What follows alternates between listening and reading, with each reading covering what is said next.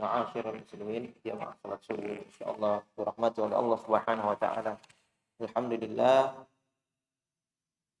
kita menjadi di antara hamba-hamba yang terpilih untuk hadir di rumah Allah Subhanahu wa taala di waktu subuh. Di waktu yang Allah Subhanahu wa taala berkahi bagi umat ini. Rasulullah sallallahu alaihi wasallam meminta hal tersebut kepada Allah Subhanahu wa taala. Allahumma barik li ummati fi bukuriha. Maka alhamdulillah, segala puji bagi Allah Subhanahu wa taala atas segala nikmat yang diberikan kepada kita, terutama nikmat yang memudahkan kita menuju kepada ketaatan kepada Allah Subhanahu wa taala, mengisi kitab-kitab amal kita dengan kebaikan-kebaikan yang akan menjadi qurratu a'yun, akan menjadi sesuatu yang sangat menggembirakan dan membanggakan kita nanti di akhirat kelak. Kita lanjutkan bacaan kita dalam surah Al-Ankabut. Kita masuk pada ayat yang ke-67. Qala Allah Ta'ala, A'udzu billahi minasy syaithanir rajim. Awalam yarau anna ja'alna haraman aminan wa yutakhattafun nasu min hawlihim. Afabil batil yu'minuna wa bi ni'matillahi yakfurun. Awalam yarau anna ja'alna haraman aminan. Apakah mereka, orang-orang kuffar Quraisy,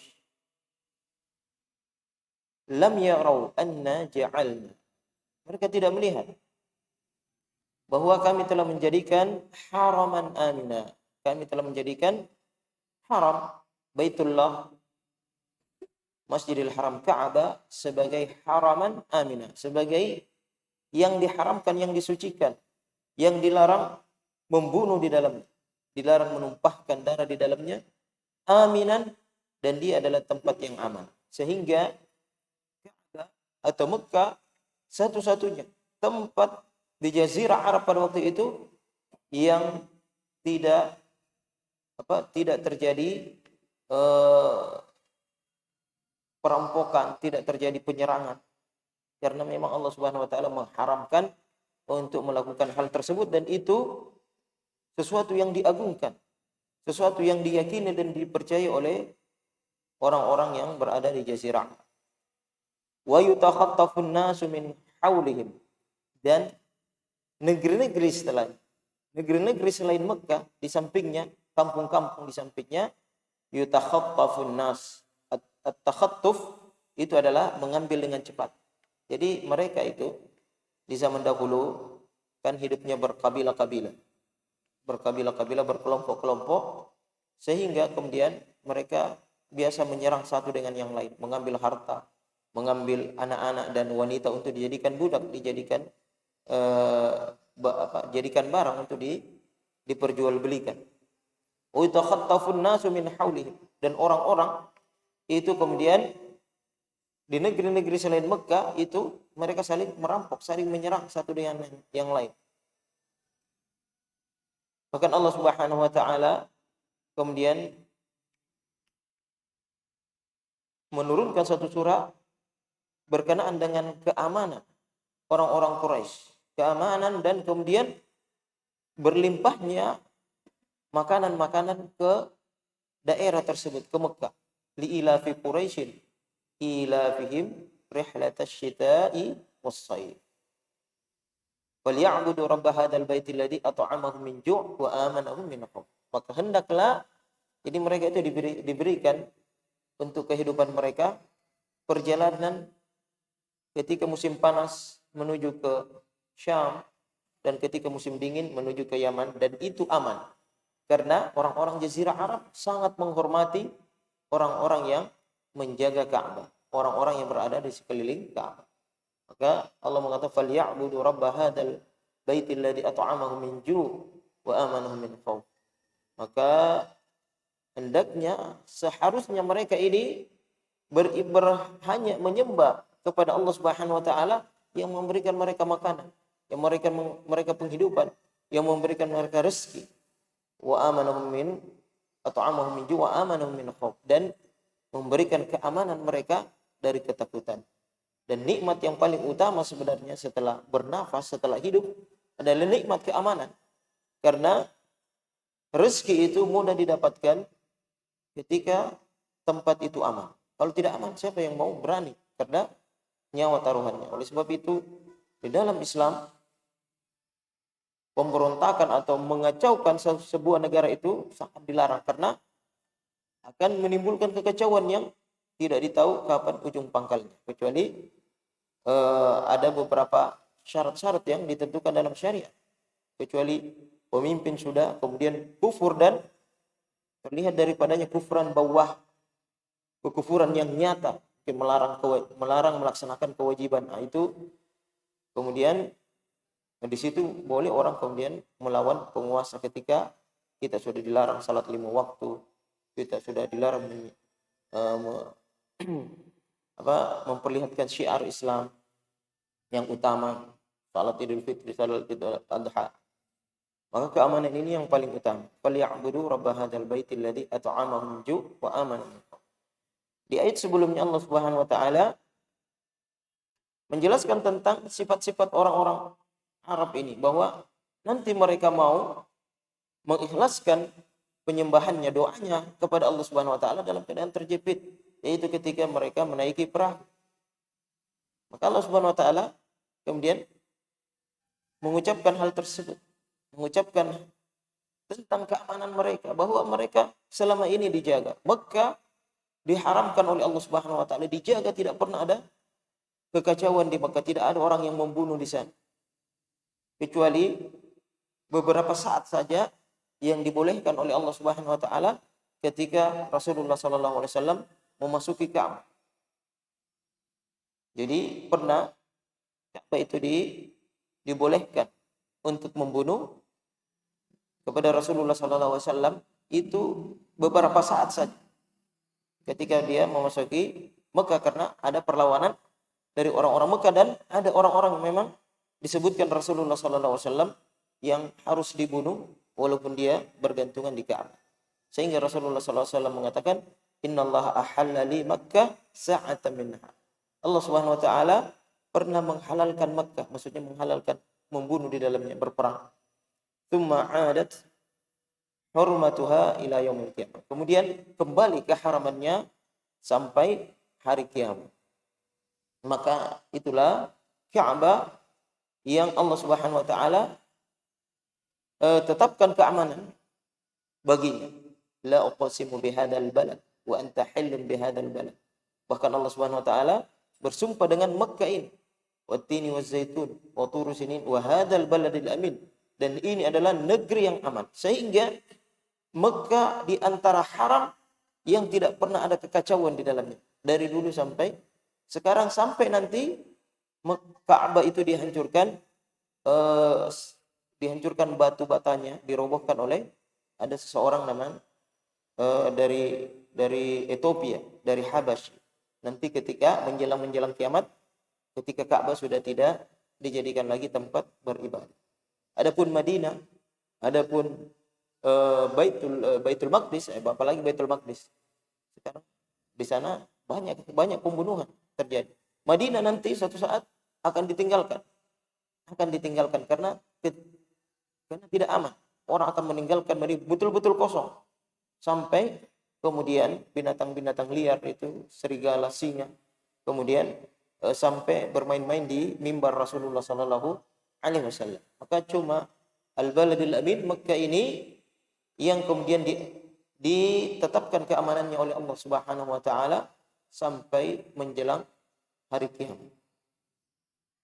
Wa yatakhattafun nas min hawlihim. Dalam ayat lain Allah Subhanahu wa taala mengatakan, awalam yaru anna ja'alna haraman amina yujba ilaihi thamaratu kulli syai'in rizqan min ladunna. Apakah mereka tidak memperhatikan tentang haraman amina, tentang Ka'bah ini yang diharamkan dan diamankan oleh Allah Subhanahu wa taala, dan bahkan didatangkan kepadanya buah-buah.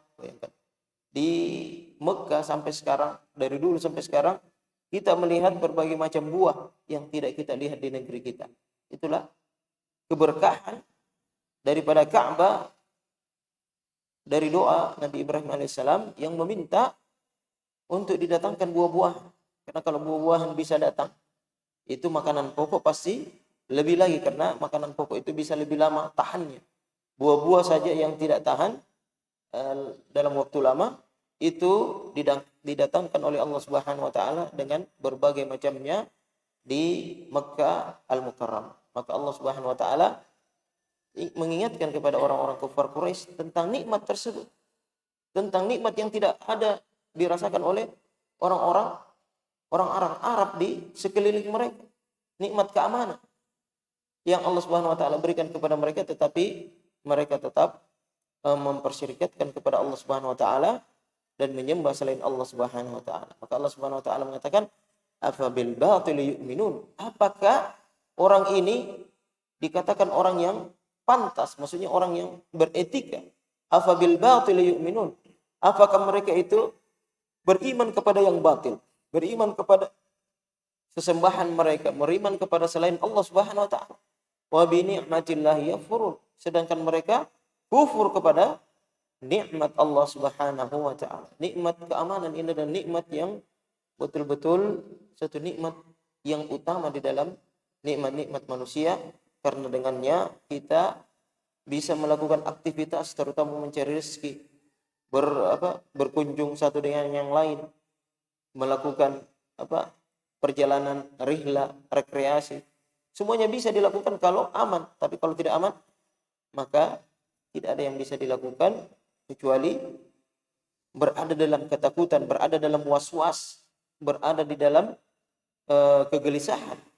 Belum lagi kalau kekacauannya itu adalah perang, maka ada pengungsian. Kasihan, coba kita melihat bagaimana orang-orang yang berada di pengungsi itu, yang harus terpisah, kadang-kadang terpisah ayah, ibu, dan bapaknya, masing-masing beda, karena mungkin masing-masing negara yang berbeda mengambilnya. Begitulah Allah Subhanahu wa taala mengingatkan kepada orang-orang Quraisy tentang nikmat itu. Tidak ada orang-orang Quraisy yang pernah kemudian dijadikan budak.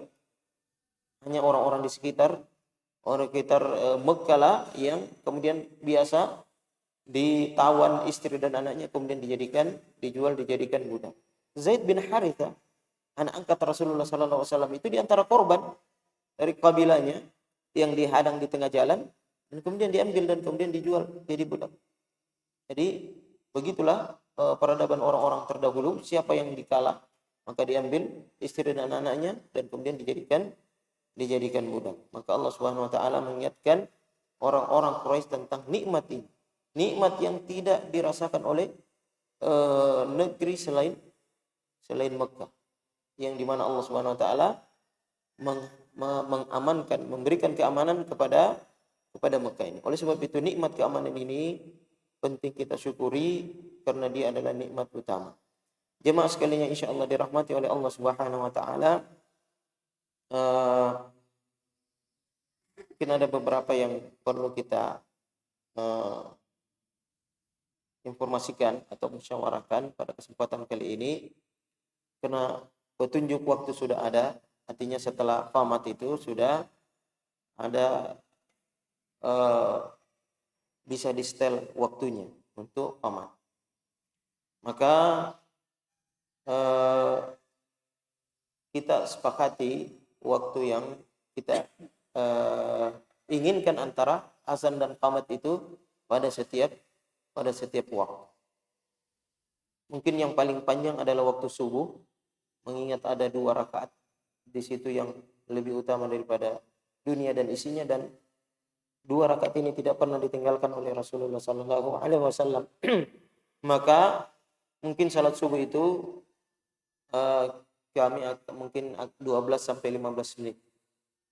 Salat subuh waktunya menunggu dari azan ke iqamah.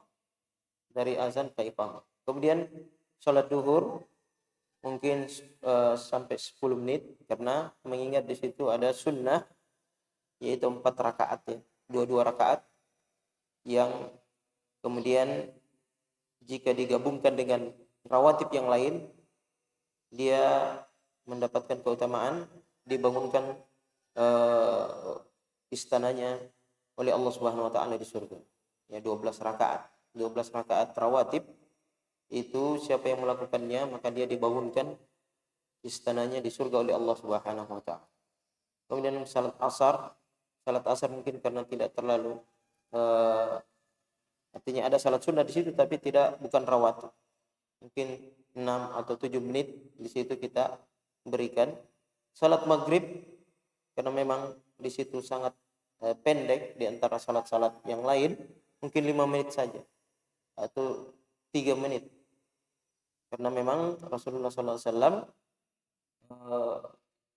dari isyarat-isyarat hadisnya, "Iman sallu qabla al-maghrib liman syaa", salatlah sebelum maghrib itu bagi siapa yang menghendaki. Artinya memang sangat tipis. Artinya itu bisa jadi dua rakaat saja dan kemudian setelah itu iqamah. Karena memang waktunya sangat sempit salat maghrib ini. Makanya juga salat yang paling pendek bacaannya adalah salat maghrib. Kemudian isya bisa antara 7 sampai 10 menit. Dan kita berpatokan dengan itu. Berpatokan dengan hal tersebut. Kecuali imam melihat keadaan, mungkin ada musafir, mungkin ada sesuatu yang menyebabkan dipercepat salat, bisa imam mengisyaratkan kepada muazzin untuk iqamah. Dan muazzin itu haknya adalah azan. Muazzin itu haknya azan. Dia yang azan sesuai dengan waktu, tetapi ketika iqamah maka itu adalah dia harus menunggu perintahnya imam. Makanya imam diharapkan hadir lebih awal sebelum waktu iqamah. Jadi waktu-waktu itulah yang kita sepakati, maka siapa yang masuk lihat saja di situ. Kalau masih ada kesempatan silakan salat sunnah. Silakan salat sunnah. Mungkin ada yang memberikan usulan dari jamaah sekalian.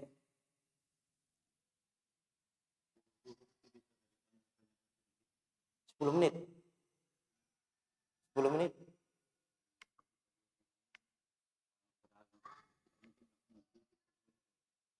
Ya bisa 12 menit. Salat duhur 12 menit, mungkin menunggu orang-orang yang masih bersih-bersih dari kebunnya, mungkin menutup tokonya. 12 sampai 13 menit. Salat subuh. Salat sunnah sebenarnya itu, salat sunnah rawatib, sebenarnya sunnahnya adalah ringan sebenarnya. Yang panjang itu salat tahajud, yang terserah sepuasnya. Tapi salat rawatib itu sunnah ringan. Rasulullah SAW salatnya ringan, sangat ringan. Bahkan Aisyah menjelaskan tentang sifat salatnya Nabi, terutama 2 rakaat salat subuh itu. Kadang-kadang Aisyah mengatakan sepertinya Rasulullah tidak membaca Al-Fatihah. Saking ringannya salatnya Rasulullah SAW. Tapi dia pasti membaca Al-Fatihah dengan surah Al-Kafirun dan Al-Ikhlas. Tapi itu menandakan bahwa ringannya salatnya. Bukan juga cepat, enggak cepat, tapi dia ringan. Dia pendekkan Rasulullah SAW. Jadi sebenarnya itu itu adalah sunnah. Artinya contoh dari Rasulullah SAW. Salat sunnah itu ringan, tidak usah terlalu panjang. Yang panjang itu adalah salat wajib dan salat tahajud. Nah, itu yang betul-betul panjang. Di mana Rasulullah kadang-kadang bisa menyelesaikan 3 surat terpanjang itu, Al-Baqarah, Al-Imran dan An-Nisa dalam satu rakaat. Nah, mungkin ada lagi yang memberikan masukan supaya sama-sama kita enak. Jadi tidak ada yang mengomel, ini belum selesai kenapa sudah qamat. Jadi tolong muazzin dan asis perhatikan itu. Jadi kalau ada ikhwah yang mau mengambil keutamaan salat rawatib, kalau lihat di situ masih ada waktu untuk sholat, silahkan sholat. Dan insya Allah muazzin harus sesuai dengan kesepakatan kita masing-masing tentang jeda antara waktu azan dan iqamah. Kecuali ada kejadian-kejadian khusus, ada hajat khusus, kemudian bisa dipercepat iqamah tersebut. Dan itu eh, menunggu perintah imam. Kemudian imam yang mengisyaratkan kepada muazzin untuk iqamah. Kemudian selanjutnya jemaah sekalian yang insyaallah dirahmati oleh Allah Subhanahu wa taala, insyaallah hari Ahad kita ada kegiatan sosial khitanan massal. Kami minta partisipasinya dalam segala hal, baik materi dan non materi, untuk mensukseskan acara kita ini. Ini yang kedua sunatan massal kita. Semoga Allah Subhanahu wa taala memudahkan dan melancarkan apa yang kita kerjakan, apa yang kita akan kerjakan, karena ini semua adalah keinginan kita menjadikan masjid ini untuk kemudian memberikan manfaat, bukan cuma untuk jamaah yang datang, bukan cuma untuk orang-orang yang datang salat di sini, tapi untuk orang-orang yang berada di sekitar kita, bahkan jauh dari kita pun merasakan manfaat daripada kebaikan-kebaikan yang kita lahirkan dalam program-program di masjid ini. Karena yang ikuti khitanan massal ini ada dari Burau, ada juga sampai dari unit 5 yang ikut. Semoga Allah Subhanahu wa taala senantiasa mengikhlaskan niat kita, memberikan kita keikhlasan, sehingga apa yang kita laksanakan itu senantiasa mendapatkan bimbingan dan ilham dari Allah Subhanahu wa taala. Subhanakallahumma bihamdik, nasyhadu an la ilaha illa anta, nastaghfiruka wa natubu ilaik. Wassalamualaikum warahmatullahi wabarakatuh.